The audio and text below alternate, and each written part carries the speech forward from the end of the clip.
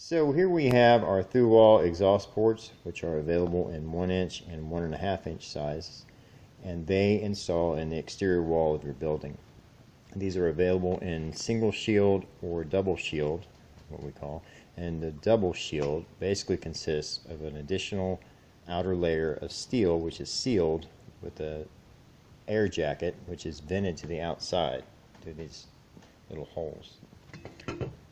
There, even on the single shield, there is also little vents which will do the same thing, but different applications. Whereas this may be good for a concrete wall or just a thin metal wall, this is going to be more appropriate for a building with insulation or whatnot.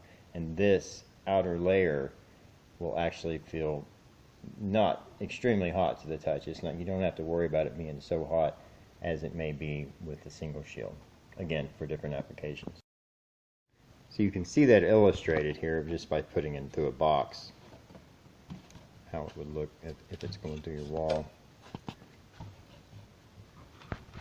you got your hole cut out, then you install your hose, whether silicone or steel, and you've got little plates that you attach it to so you can attach it to the wall and get it sturdy.